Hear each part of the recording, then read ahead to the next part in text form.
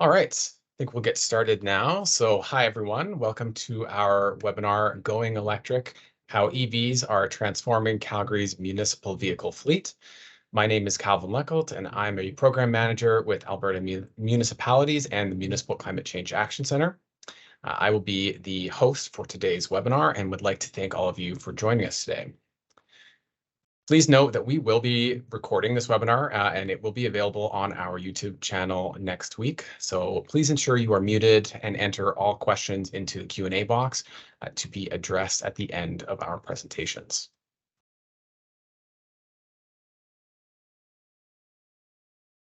So before we begin, we'd like to make a land and treaty acknowledgement.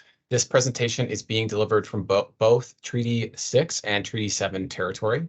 We respectfully acknowledge that we live, work, and play on the traditional and ancestral territories of many Indigenous, First Nations, Métis, and Inuit peoples.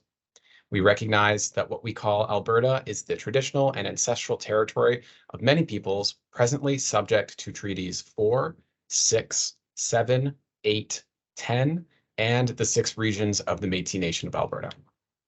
We respect the courageous and resilient community leadership of Indigenous peoples of all ages, knowledge keepers and elders, those who are with us today, and those who have gone before us. We make this acknowledgement as an act of reconciliation, gratitude, and commitment to pursuing an inclusive, collaborative, and respectful path towards building strong communities. For those of you who are not familiar with the Action Centre, we were established in 2009 as a collaborative initiative between Alberta municipalities, the rural municipalities of Alberta, and the government of Alberta. The Action Centre provides funding, technical assistance, and education to Alberta municipalities, nonprofits, and schools in addressing climate change. Since 2009, we've managed a variety of programs that have made a pretty significant impact throughout Alberta, including work with nearly 400 unique participants to complete nearly 840 projects, catalyzing 158 million in energy cost lifetime savings. Our agenda for today's webinar is as follows. I will start by covering how EVs make great municipal fleet vehicles. We'll introduce the EVM program and the rebate structure, briefly touch on the participation process, and we'll look at some example projects. Then I will be passing the mic over to our friends from the City of Calgary to hear more about the city's electrification journey, and we'll wrap up with our Q&A at the end. So we are very lucky and thankful to be joined by 3 members of Calgary's fleet and inventory team who will be sharing the presentation today. Marisol Narvaez is the leader of strategy, planning, and performance team for the fleet and inventory department at the City of Calgary. She leads the strategic direction and implementation of the city's green fleet strategy, including transformational projects to achieve climate priorities and modernize Calgary's municipal fleet of vehicles and equipment. She enjoys sharing her experiences with and learning from other municipal leaders focused on advancing initiatives that drive continuous improvement and innovation. Marisol has a Bachelor's of Arts degree from the University of Calgary. Next is Ray Sparling. Ray Sparling is the Senior Fleet Engineer for Fleet and Inventory. He serves as the technical lead for the city's green fleet strategy, in addition to providing technical and professional leadership for fleet engineering services. His farming background led him to a fleet environment, while his previous engineering experience in emission reduction for oil and gas production drew him towards the green fleet strategy. Ray has a Bachelor of Science degree in mechanical engineering from the University of Manitoba and is a professional engineer registered with APEGA.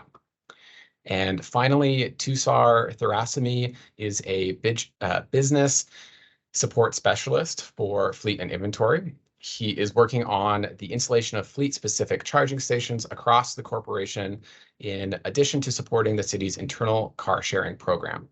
Tushar has a passion for learning, and this has placed him in several roles in the fleet and inventory department over the last 8 years. He holds a diploma in mechanical engineering technology from Centennial College and likes to spend his spare time hanging out with his two dogs and pretending that they are more work than kids. So to kick things off, how do municipal fleets benefit in the transition to EVs? And really, what unique advantages do municipalities have in this transition? Well, first of all, EVs downright provide significant fuel and maintenance savings. In terms of passenger vehicles, many of our participants in our electric vehicles for municipalities program are seeing savings in between 50 to 80% for fuel costs and 30 to 60% on maintenance costs. EVs also reduce emissions, even charging in Alberta, with Alberta's mostly gas-fired grid, and will continue reducing emissions as the grid becomes cleaner. EVs are typically a good fit for municipal operations, as most municipalities have what's called a return to base driving profile, and for the most part, drive a consistent number of kilometers per day. So this is a great fit for an electric vehicle, generally that has the daily, the EV has a daily driving requirement that kind of falls within that vehicle's specific range, even during winter, and allows for the vehicle to be charged up during off hours after the workday. Municipalities are certainly uniquely positioned when it comes to available rebates, as they can access funding through the Electric Vehicles for Municipalities program that we'll talk about in an upcoming slide, and the federal Incentives for Zero-Emission Vehicles program from Transport Canada. By accessing both programs, a municipality can actually receive up to $19,000 off a new EV, bringing the upfront cost well below that of an equivalent internal combustion engine vehicle. And finally, future-proofing operations. By adding EVs now, municipalities can begin to future-proof their operations, as governments and vehicle manufacturers are setting very ambitious targets to increase the share of electric models being sold. Specifically in Canada, the federal government's target is to reach 100% of new vehicle sales being electric by 2035. So if a municipality was to add several EVs now, their fleet department can get ahead of that curve by gaining experience with the technology, planning the optimal approach to charging, and a lot more. So getting into our Electric Vehicles for Municipalities program, or EVM for short, the EVM program launched in 2019 and offers rebates in 4 different categories. First, light-duty passenger EVs or plug-in hybrids can receive either $7,000 or $14,000, depending on that vehicle's battery capacity. And that rebate, again, stacks with the incentives for zero-emission vehicle program for up to $19,000 off. The next category is medium and heavy-duty EVs, again, including plug-in hybrids, can receive 30% of cost to a maximum of $300,000.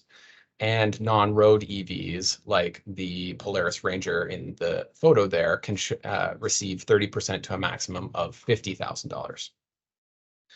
And our final category is our EV fleet studies. So we'll fund 50% of an EV fleet study that will help build the business case on specific areas of the municipal fleet that are best positioned to add EVs. As for the participation process, we hear fairly consistently from participants of the EVM program that it's one of our easiest programs to apply for. The process is a little bit simplified here, but really the first step is to review the program guidebook and submit an expression of interest that includes just high-level details for your project. We will then follow up and schedule a short call with you to review your project details and any other questions you may have. Next would be to fill out and submit the 4-page application form along with a vehicle cost estimate. After reviewing that and assuming that we approve that application, we would send the municipality a funding agreement for signing by both parties that will obviously outline the terms and conditions of participation. After signing that agreement, the municipality is free to proceed and order the vehicle and has 12 months to receive the vehicle and submit all the completion documents. And then really the process ends with us sending you your rebate. So we really want to stress that the participation deadline for the EVM program is March 31st, 2023. So that is certainly coming up.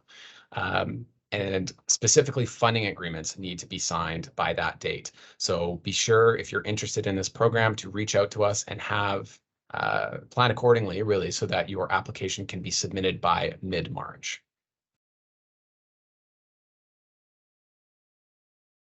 Getting into some project examples, the City of Medicine Hat replaced 2 gas-powered fleet vehicles with electric models shown in the photo there, a new Chevy Bolt and a Hyundai Kona, receiving $28,000 from the EVM program and another $10,000 again from that federal incentives for zero-emission vehicles program. So these vehicles are expected to save about 80% on fuel costs and about 45% on maintenance. Those are figures coming from the City of Medicine Hat specifically.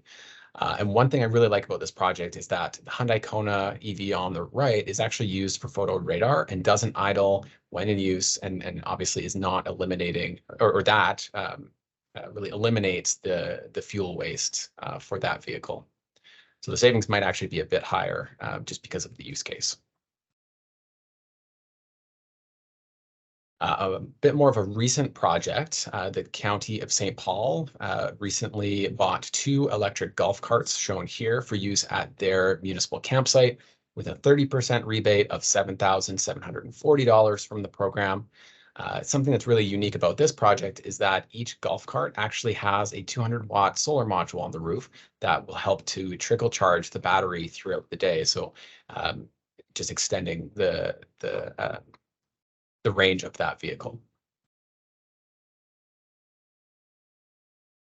Overall, in the EVM program, we have supported 111 vehicles, including 60 non-road vehicles, things like, again, that Polaris Ranger, golf carts, all different sorts of things, 30 ice resurfacers, 19 passenger vehicles, 2 heavy-duty vehicles, and 5 EV studies to date. We've participated, or rather, we've helped 39 unique municipalities, and with all of these projects, we've helped the reduction of 2,350 tons of CO2 equivalent over those vehicles' lifespans. So really, we funded EV projects for municipalities of all sizes, as small as improvement districts or villages to even the largest cities. So I really encourage anyone who's looking to participate in the program and see kind of a handful of examples to visit our project showcase at mccac.ca/project-showcase. And we have a whole bunch of examples for all of our funded projects there. And with that, I will stop sharing my screen and pass it over to the City of Calgary.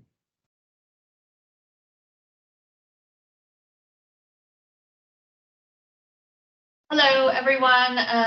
This is Marisol speaking. And again, my name is Marisol Narvaez, and I'm the leader of strategy, planning, and performance for the City of Calgary. So I'll start us off with a little bit of an overview, if you will. Next slide for me, Ray. So I've got my 2 colleagues here, Ray and Tusar, and I see they're waiting there for you. So today we're going to provide a bit of an overview of the journey that we've taken towards electrification, sort of at the beginning, if you will, in terms of what our climate strategy and targets have been and how those came to be, as well as a little bit of information on what our fleet looks like at the present moment and where we're sort of headed there in that pathway to emissions reduction. Some of the different work that we've done to electrify electrify our fleet, specifically one of our internal programs, which is our Flex Fleet program, which is corporate car sharing, and sharing those lessons learned and the challenges that we've had in the hopes that you, the folks on this call, can learn from them, and maybe even we can have some discussion around those once we finish the conversation. The other component too is what the future looks like for the City of Calgary as we start to look at our next business cycle, specifically with the Green Fleet strategy, which I'll speak to a little bit as well, and then just a little bit of a wrap up and recap, and hopefully getting some questions from the folks on this call. Next slide. So to provide a little bit of the context on what sort of brought us to this point at the City of Calgary, a number of you are probably aware of the climate emergency declaration that was made by the city in the fall of 2021. And when a declaration of a climate emergency, it really is a resolution passed by the governing body. So for example, like a city council, and it really puts that local government on record in support of climate action, and really not only in support, but establishing a response to climate change and recognizing the pace and the action that needs to then come out of that. So for context, more than 2,000 jurisdictions and local governments around the world have made climate emergency declarations, including most major cities in Canada and the Government of Canada. So when we take a look at the context, again, kind of taking it from that 10,000-foot view of where we started with our climate emergency, following that climate emergency later in 2022, in December of 2021, I should say, Calgary City Council voted to build accountability into that declaration. What does that really mean? That really tells us as administration that we're going to develop a framework to measure and report on the climate actions and budget and annual spend. And that really is sort of that Calgary climate strategy that you see there, the pathways to 2050. Also around updating our citywide and corporate greenhouse gas reduction targets. And I'll speak to that a little bit more in the next slide. And also putting together a plan on how we're going to retrofit and update our city-owned assets with clean energy infrastructure, and really setting out those timelines and cost-saving analysis, et cetera, to really understand how are we going to do this work, but also how are we going to measure it. The important part of this work is that each business unit within the City of Calgary, including ours, which is fleet and inventory, was sort of tasked with building in those carbon targets and actions into our 2023 to 2026 budget plans. So that's sort of the business cycle that we're in at the present moment. And that's what you see on the right-hand side of the screen in terms of that climate implementation plan. It really sets the tone for us within administration on how are we going to action these elements. The other two important considerations of these two documents is that we would be working with our external partners, be it civic partners, subsidiaries, to really ensure that there's that alignment happening in our corporate documents and in the work that we're doing on the ground to deliver the different actions and initiatives over the next business cycle. Another big component of this is connecting with community partners and ensuring that we're empowering Calgarians to play a part in meeting those targets, which again I'll speak to a little bit more, but just ensuring that there's that community aspect as well. Next slide. So in terms of what Calgary's climate targets actually look like, you'll see here on the screen, we do have, if you will, an interim target. And to ensure that Calgary sort of is on track towards that more holistic target, which is that net zero emissions by 2050. So again, these were targets established, as I mentioned before, in that declaration of a climate emergency, but also in the documents that then came out of that. And so this is very much to identify both an interim target, which is that 60% reduction in GHG emissions by 2030, and that is below the 2050 levels, and then finally a net zero emissions target by 2050. And I'll turn it over to my colleague Ray to give you a bit of an overview of what the City of Calgary's fleet looks like. Thanks, Marisol. So as mentioned in the last slide, our targets are a 60% reduction by 2030 and net zero by 2050. And it sounds like a pretty lofty goal. And just to put into perspective the challenge that we face, I thought I would just kind of give a quick overview of our fleet. So the fleet and inventory is the City of Calgary's business unit that's responsible for all city vehicles and equipment, with some pretty notable exceptions being buses, trains, fire trucks, and Calgary Police Service units. Now, in spite of those pretty sizable fleets, that still leaves us with roughly 4,500 units of fleet inventory services. And that includes a very broad range. So on vehicles, this is everything from a subcompact car to a Class 8 truck. On equipment, anything from a concrete saw up to a 8 cubic yard loader, and trailers of just about every size and description. So having such a large fleet gives us pretty good opportunity to pilot some technologies and really get some good data. But at the same time, it makes it really hard to apply a single solution across the whole fleet because it's so diverse. So because applying a vehicle technology can be so difficult to such a diverse fleet, before getting to that, we've taken a number of other steps.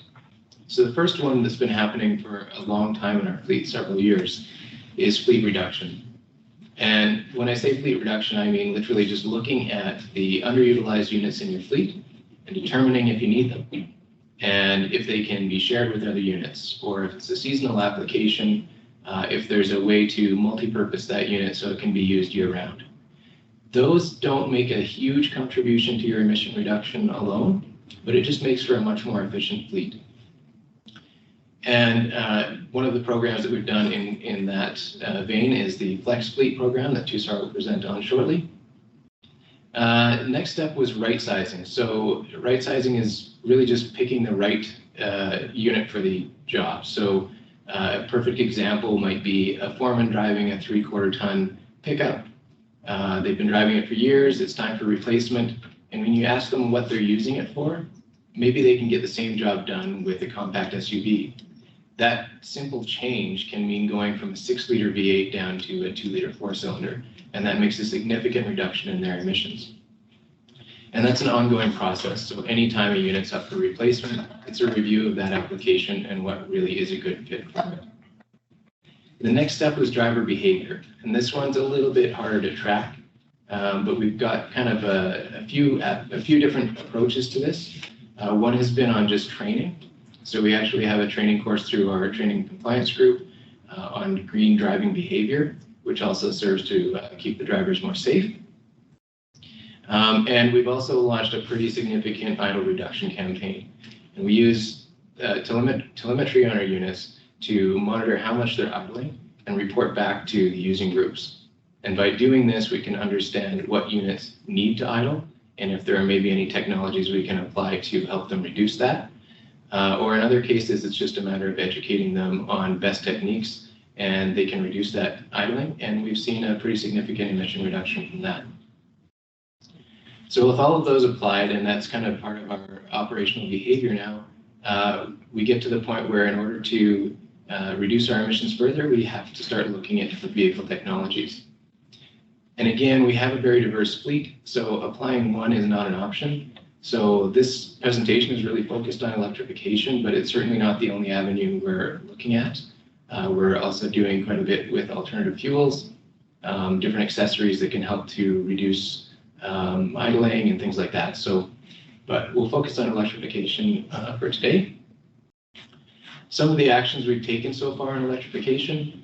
So on our light fleet, as of last week, we have 33 electric vehicles either deployed or entering service very soon. That is mostly battery electric, but we do have a couple of plug-in hybrids as well. So far, our approach with that has been to deploy one charger for every vehicle, so there's no competition for a charging station. And we're also working to scale that up as quickly as possible. So we have some very aggressive targets for 2023 to 2026. On our medium and heavy fleet, there are 2 pilot projects moving forward. The first is a hybrid refuse truck, and that is entering service imminently. And the second is a fully electric battery electric refuse truck, and that is in the planning stages right now. On the equipment side, we've got 2 battery electric ice resurfacers deployed, which we learned a lot from the first couple of units. There's more on order now. And we're also, just as things come up for replacement, looking at other options to electrify where possible. So things like golf carts, floor sweepers, and other things like that. And you'll see on here, there's quite a few asterisks, and I just want to put that plug in again for the EVM program from MCCAC. They've been very supportive of these projects. A few photos of some of the units that we deployed. So you can see on the left our Chevy Bolt and Ford Mach-E, both in our Flex Fleet program. We've got our Flow charging station in the middle. That's also used for our Flex Fleet program. And then we've got an electric floor sweeper and one of our ice resurfacer units on the right. And with that, I will hand it over to Tusar to talk about how the Flex Fleet program has played a role. Thanks, Rick. So what is Flex Fleet? I feel like we've mentioned it a few times. And in essence, it's City of Calgary's corporate car sharing program. In the past, we've noticed that a lot of different areas had a need for pool vehicles. So each area would go out and procure its own vehicle for that use. So we'd have in one location multiple different business units with their own vehicle just to get this staff from meetings or site visits. The goal of this program was to take those vehicles and put it at a corporate level and share it corporately as opposed to within those smaller areas. Ultimately, we were hoping to improve the utilization on a fewer number of units. And this program was also to serve as a test bed for electric vehicles. So far, we've got about 26 EVs purchased.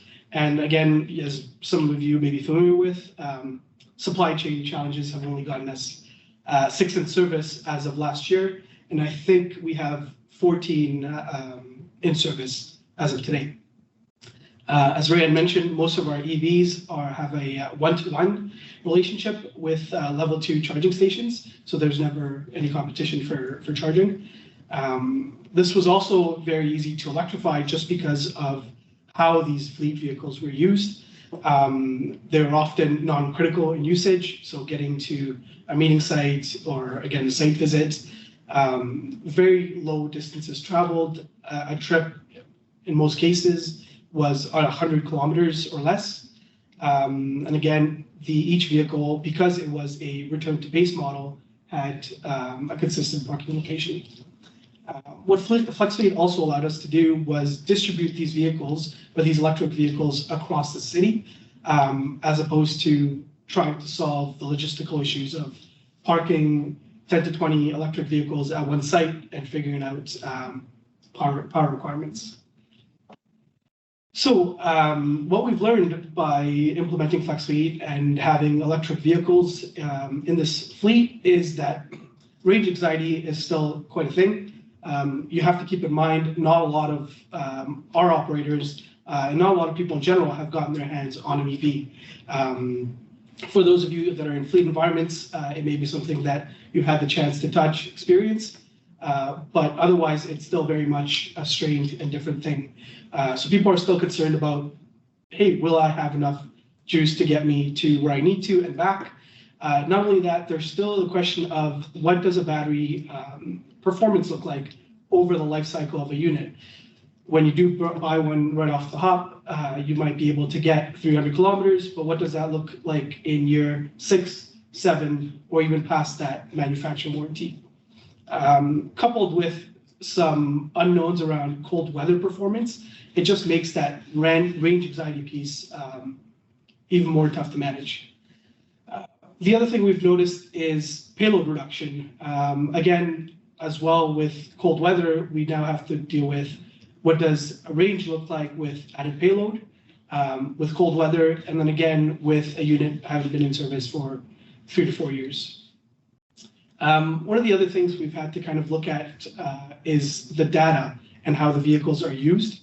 It kind of helps to say, hey, this is a good candidate for electrification, or maybe we're not there yet in technology to electrify a certain vehicle.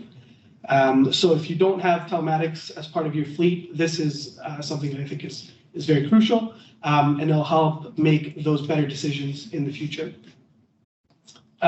We've also noticed that operators themselves are polarized in how they feel about electric vehicles. Some are very excited. They want to get in one and take it for a spin.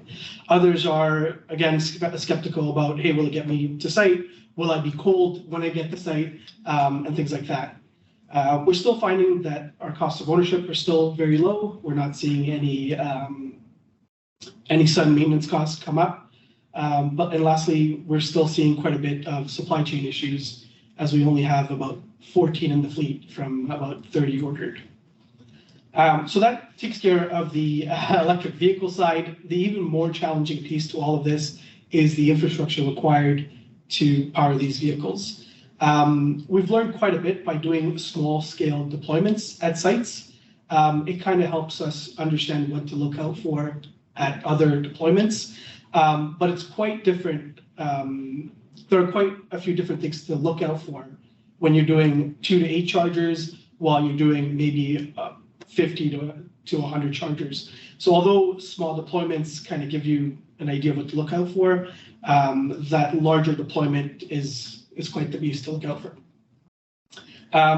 Putting those individual chargers at sites also gives an idea of what our installation costs are. The last few charging stations we've installed, we've kind of put maybe 2 chargers at the site, but put in the infrastructure to allow for maybe 8 to 16 in the future. Now, you have to also be mindful to balance that with the cost of doing that install, just because construction work is expensive. Yeah, I think the last bit I want to leave with is maybe that it's easier to dig up grass than to dig up asphalt. We found that quite a bit. But the challenging part is that our parking stalls and our buildings are surrounded by just asphalt parking. So it doesn't come cheap. Yeah. Right, Marisol. So I want to provide a little bit of, you've heard us speak about, where we started the journey and where we've sort of gone with the electrification of our fleet and some of the different initiatives as well with our idling program and our, looking into alternative fuels, et cetera. How does that kind of all tie into what our next steps as a corporation will be, as the city will be, as we move forward? So you've heard me speak a little bit about, the plans that we put in place for the 2023-26 period. And again, that's the city's sort of business cycle, if you will. And this is where the Green Fleet strategy comes into play. That's really our the next 4 years of what our focus will be. And it's the actions that will kind of take that, the strategic direction of reducing GHG emissions from our fleet. And there's 4 pillars, if you will, of the Green Fleet strategy, and they all drive up towards the reduction of those GHGs, like I said, and the targets that I mentioned earlier. On one side is the modernization, and that's very much around the electrification of our fleet. We're looking up to 300 additional electric vehicles by the end of 2026. We're also looking at the procurement of our fleet and what that means in terms of the design of our procurement. Ray spoke a little bit about the education, and that's more of an internal education and working with our drivers and operators on being safe and green driving components of their work, as well as the innovation element and being able to test, pilot, evaluate different types of technologies and fuels as we sort of go down this road in the next 4 years. And so I think the one thing I would say of the Green Fleet strategy is we are sort of in the infancy, if you will, of putting this together and implementing the plan. But we do have a lot of lessons learned from the work that we've done to date to be able to guide us into the next sort of phase, if you will, of what we're looking to achieve in 2026. And just to provide a little bit of a recap as we close out in terms of what we've provided you here. So you've sort of started with us on that journey of which was really our council providing us with, if you will, with the opportunity and with respect to the climate emergency declaration to really embed that climate emergency into our business planning and into the work that we do on the ground as at the city. And so that really then lends itself to the work that's being done that Ray and Tusar have already talked about with respect to electrification and what we've done not only in the acquiring of vehicles, but the thought that we've put through into the development of programs like our Flex Fleet program, which again is that corporate car sharing program, and into the different things that we will continue to do. There's also, again, there's also always that opportunity to take the lessons that we've learned, and Tusar mentioned those, everything from, user anxiety in terms of some might be very excited about these vehicles while others might be a little bit more hesitant, all the way to, grass is a lot easier than asphalt is to pull out, and sort of all these things that you don't necessarily know about until you're in the trenches, per se. And then in terms of that next step, the future, what does the future look like for us? It really is that green fleet strategy, taking everything that we've learned along this journey and being able to sort of bring it into the next phase, and being able to learn not just from our own sort of learnings, but also what other municipalities across Canada are also doing. So there's that all continuous improvement that's embedded within the work that we do. So I'd like to open it up for questions, and I know, Calvin, this is an opportunity that you mentioned was available, but I also just want to take a moment on behalf of the team here at the City of Calgary to just thank Calvin and his team for having us. We really do appreciate being able to share this with folks and being able to maybe have a bit of dialogue around that. So thank you, Calvin. Oh, no, I think we should be the ones thanking you. Yeah, I think Calgary is certainly a clear leader in this space. Just has so much experience that the rest of the municipal fleets across Alberta can really learn from. So yeah, no, I think you deserve the kudos and the thank you.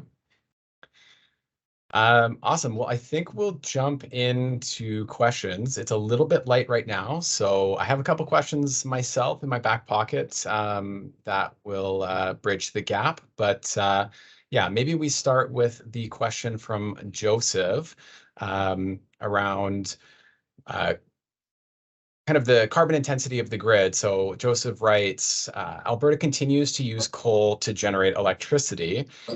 If there's an increase in electric vehicles, there will be an increased load on the current electricity grid. So what will the total carbon decrease from changing to electric vehicles be compared to current gas vehicles, and what will be the payback time?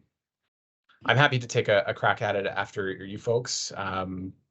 Sure, I can speak specifically to our situation, but I think generally the feedback would be speak with your utility about what your options are.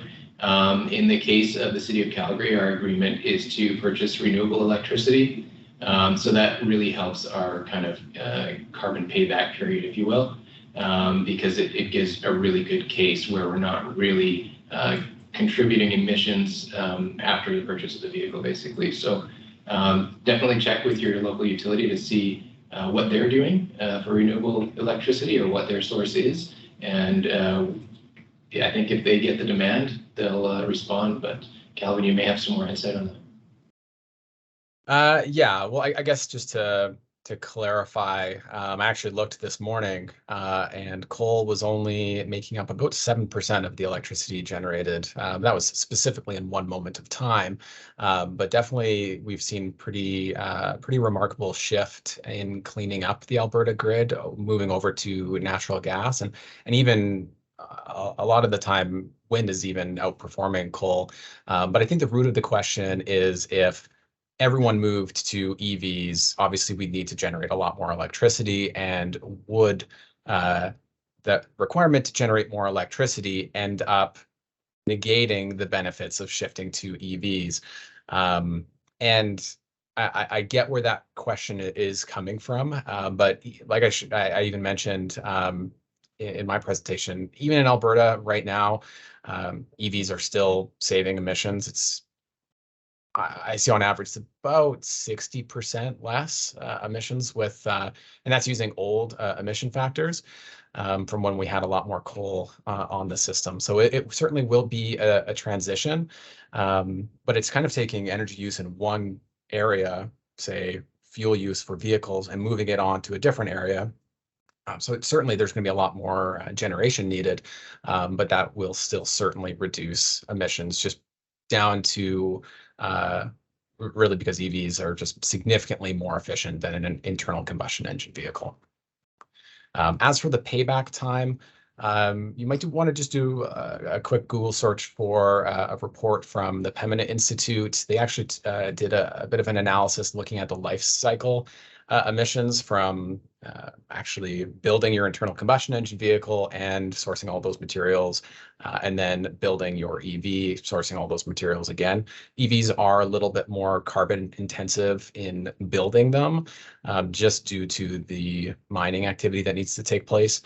But that report actually found that after about a year and a half, I don't remember the exact figure, but it was roughly a year and a half of operation, even on a carbon intensive grid, that vehicle had already paid back had the equivalent amount of emissions compared to an internal combustion engine vehicle. And then after that date, it was all savings. So the next question, I'll try to go in order. I see there's a couple people with their hands up. We'll just get the questions that came in first. So the next question is, this is great to save the environment using an EV, but from the operational perspective, do you have any cost comparison using gas versus electrical consumption? So maybe folks at Calgary can talk about the total cost of ownership analysis. Yeah, I can say I think it's pretty early for us to draw any kind of conclusions over the life cycle of the vehicle. But in our procurement activity, what we actually evaluate is the total cost of ownership. And we're seeing that electric vehicles are not only competitive, but actually cheaper in the long term. So that's really confidence inspiring. And I think one other thing that we've seen so far is that unlike internal combustion vehicles, there seems to be less deviation from the planned or scheduled maintenance. It's pretty much kind of exactly what the OEM expects for the most part. So it kind of seems to indicate that the maintenance costs are going to be as predicted and a bit more consistent. So far, so good in that regard. Yeah, absolutely. And I would even suggest for this person to check out our electric vehicle savings calculator on our website. You can kind of test out a variety of EVs to a variety of internal combustion engine vehicles, and kind of play with some, play with the rate of electricity, the gas price, and kind of see for themselves what that difference ends up being. So just looking at the next questions. All right, they're coming in pretty fast now. Just bear with me here. So Donald asks, do you plan to study and publish the operational and the business case impacts and learnings? This will help encourage adoption. Good question. So I think that with anything where we're getting funding assistance, there's an expectation to publish some kind of outcome there. So yes, I think some of that will come out. I don't know how detailed, I don't know how all-encompassing, but I think certainly the city recognizes that we can do more by sharing our findings and getting more people kind of to follow a similar path. So I think that there's no reason for us to kind of try to keep that to ourselves. Awesome. Amy asks, what is your process for employees needing to charge out of town for longer trips? Do you require them to use apps on their phones to use Flow or ChargePoint chargers? I'll maybe let Two-Star touch on this as well. Yeah, the way our fleet is set up is that we don't actually allow out-of-town travel with the vehicles. I think there's some insurance requirements that we just avoid. So all our vehicles for out-of-town travel have always been rentals. Just kind of, it's a risk mitigation strategy I think the city uses. And I think in parallel with that, we are evaluating other charging options. So it's kind of a contingency. If we do get low on range, we're trying to set up that kind of public structure so that we can access some other infrastructure as well. Yeah, it's just to piggyback on that point. So it'd be similar to a fuel card at your DC fast chargers is what we're looking at for certain operations that are looking to do more distance than what the range of the vehicle might do in a day. Awesome. I think we're going to go to someone with their hand up. So Trevor, if you're on the line, I'm not really sure who had their hand up first, but I'll let you manage the unmuting there.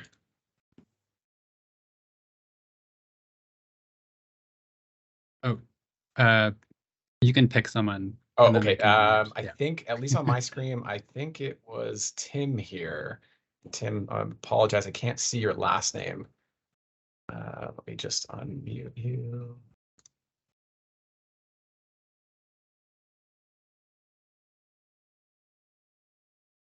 Not sure that I have the option to unmute Tim.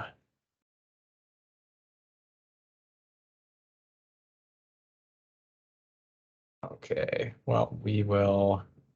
Tim, you might need to unmute yourself. Give you a second here, otherwise we'll. Hi. There we go. Good afternoon. Thank you. Nice work, guys. I have a company that supplies a number of the electric products that you're interested in. And my question goes to the prioritization of local suppliers' products as it relates to the availability through e-commerce and the inability to compete. Yeah, maybe I can take that question because we fund a handful of EV charging programs specifically. And at least from a programs perspective, we don't really have any requirements that any equipment or specifically that any of the contractors need to be local, just to encourage competition from that standpoint. But something that we see quite often is, and maybe this is just built into kind of the Alberta kind of psyche, is that a good number of our participants make that a priority of trying to receive and procure locally sourced equipment. Generally, that's not, and when it comes to EV charging, that's not specifically from Alberta, but there's certainly manufacturers like Flow that are from Canada and specifically use very local contractors, specifically from that specific town or city's region. So yeah, thanks for the question. Could I get clarity from the city, because that was specifically mentioned in the council motion, how they plan on handling that? Yeah, I think what I would suggest, Tim, great question. I think I would refer you to the calgary.ca website. There's, my recollection is there's a pretty good page on there if you just search for procurement. It can kind of guide you through what the expectations are from the vendor side and what kind of factors into it. So on the benefit-driven procurement, I think is what you're referring to, where it looks specifically for local vendors. Thank you very much. Nice work, guys. Thanks, Tim. All right, so it looks like we have a lot of questions now. David asks, is there any appetite for using EV batteries to support critical infrastructure in the form of backups for call centers or data centers to increase the usage while EVs are not in use? So any vehicle to grid kind of applications the city's thinking of? This is, you're asking, that's a really good insight. That's the stuff that we're just starting to dig into now. Two-Star mentioned that we've really been deploying kind of small scale deployment so far, and with pretty basic charging infrastructure. The next generation of chargers that are just starting to come out now have more technology like vehicle to grid, things like that. And while fleet plays a role in that, we're kind of working on that, how the city works together. So we're working with our climate and environment team, facilities, all these other groups to understand what that system looks like, because this is starting to get beyond fleet management and it's starting to get more into energy management. And so it really, you kind of have to rethink the structure in how you operate. So Really good question. It's definitely something that we're investigating. No decisions on that yet. Yeah, it's pretty cutting edge. But I know there was that news article that came out. I think it was from Eastern Canada, or might have been in the U.S., where someone, you know, was able to run all the loads in their house with their Ford Lightning. I think that just really impressed a lot of people. So it's definitely coming up more and more in conversation now. Amy asks about the city's experience with flow chargers. Sounds like she's had some challenges as it relates to customer service. Has the city experienced any issues with because there's at least the one dual connector flow charger. I'm not sure if there's more. Yeah, we actually have quite a few. All our charging stations are flow chargers. Our experience has been pretty good. I think it's a matter of getting a hold of the right person to reach out to at Flow. Over time, we ended up getting a dedicated contact, which has really helped sort of open up that communication. So I'd suggest maybe reaching out to them and saying, hey, is there a person I could reach out to answer my questions or to get help on my charging stations? You have to also understand the way we use it is very much behind the fence. So we're not relying on any of the RFID authentication. It's strictly you plug it in and it initiates a charging session.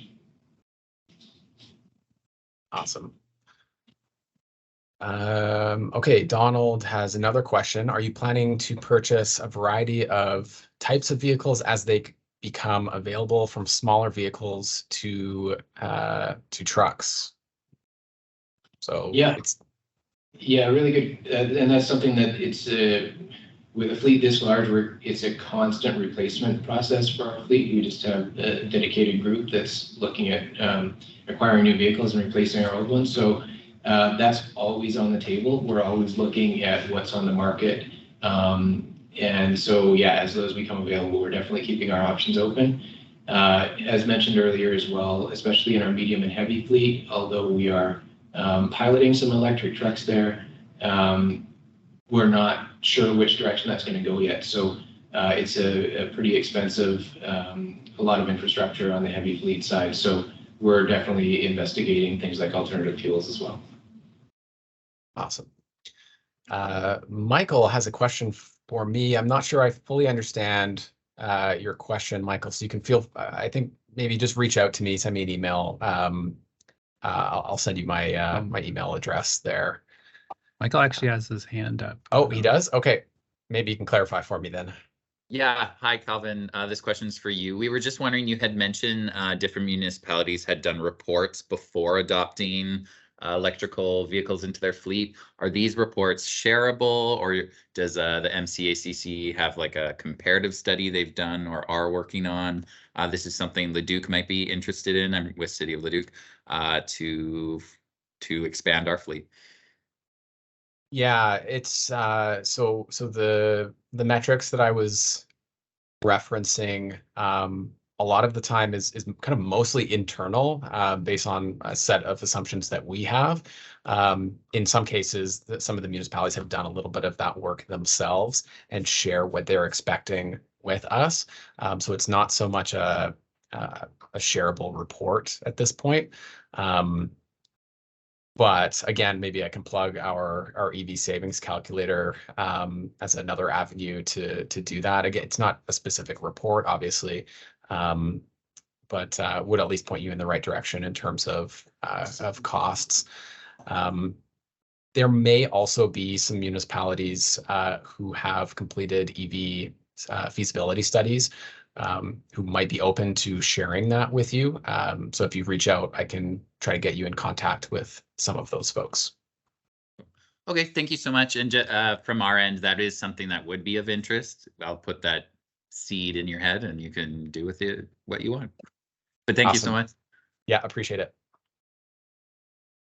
So we have about 6 minutes left. A couple more questions that we're going to look to get to. I'm not sure I'm going to be able to sneak one of my own in, but I will try.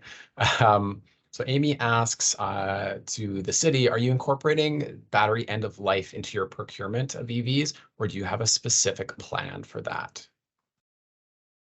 So yeah, good question. So our assets are kind of managed with a planned life cycle right from the beginning. So the intent is that with our EVs, just like any other vehicle, they will see a second life after the city is done with them. So we're typically not too worried about end of life with the batteries because they'll be kind of in service well beyond when we use them. So hopefully by maintaining them effectively throughout, they'll have a long life and that battery can be recycled many years down the road. Awesome. Jessica asks, is the city claiming credits for these EVs under the clean fuel regulation? And maybe I can take a first kind of swipe at that one. Just to be clear, Jessica, all projects funded through the MCCAC actually forego their rights to what we call environmental attributes, which traditionally has been mostly referring to the actual carbon credits there. But the way that that is structured in our agreements actually extends to any kind of credit. That being said, self-funded EV charging stations like the City of Calgary has, many of, those would likely be eligible for the CFR. Now that's all still very new, so I'm not sure. Is that something that you folks are looking at right now? Yep. So again, that's something we're working with our climate and environment team on. They're definitely leading that charge. So our role right now is kind of working with them to make sure we understand the requirements, make sure we can get the appropriate data so that they can report and claim those credits. So I would say, no, we're not right now, but it's something we intend to do. Yeah, awesome. Okay. We'll do maybe two more questions. So question from Donald, is the city exploring vehicle to grid revenue and grid supporting strategies? Kind of already touched on that. You want to expand? Yeah, I think, pretty much what we were talking about before is part of that energy management instead of just vehicle management.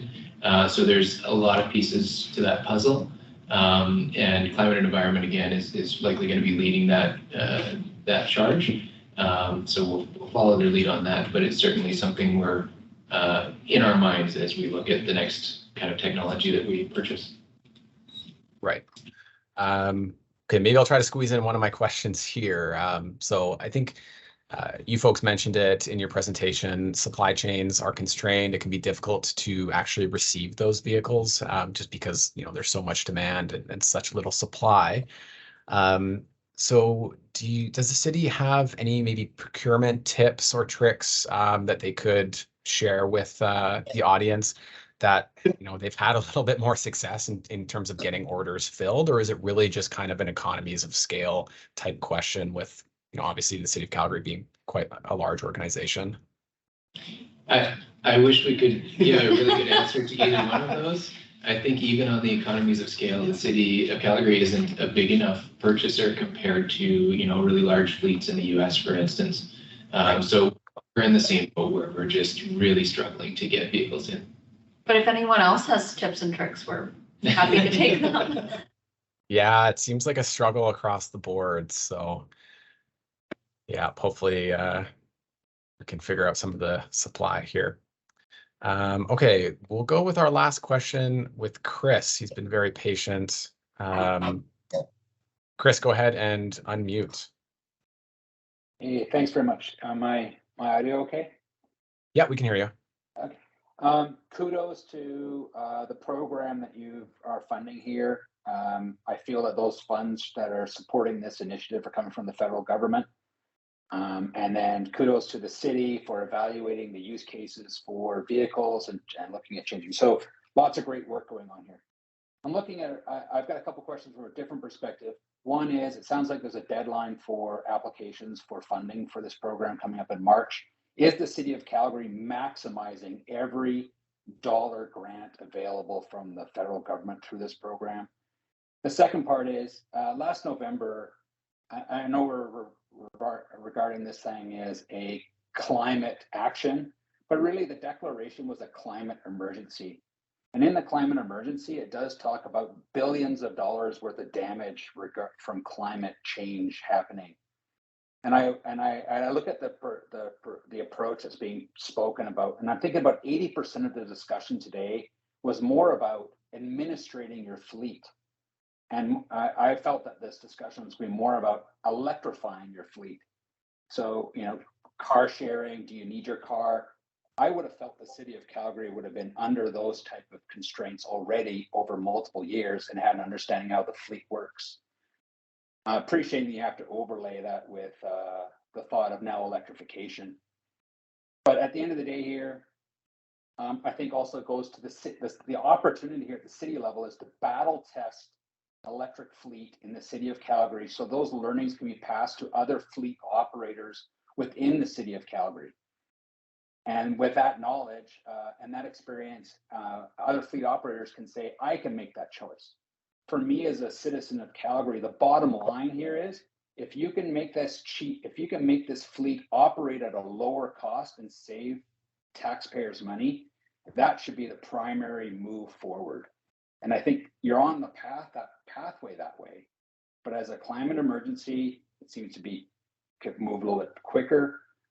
Secondly, an internal rate of return within the city is much better than a fleet operator that's under a commercial, like a commercial business. So I think I just encourage faster, greater, and sharing of more data would be an incredible outcome for us in the city here. And thanks for all the work you guys are all doing. Awesome. Thanks, Chris. I can address kind of the first aspect of that question, and there's a lot in the second. So really quickly, the first part of that question, just to clarify, the funding from the electric vehicles for municipalities program actually comes from the province. And yes, by far and away, the City of Calgary is is by far and away taking advantage of the program much more than any other municipality in the province. So kudos to the team for that. Sure, thanks. And I think, Chris, I would just say that your vision is very well aligned with ours, and your sentiment that faster and greater, it's really what we're trying to work toward. And the supply constraints, it maybe sounds like not a strong excuse, but it really, I can't tell you how much our orders have been cut or delayed. And so we're also finding that balance between piloting new technology and also not taking too great of a risk where we're stuck really negatively impacting operations.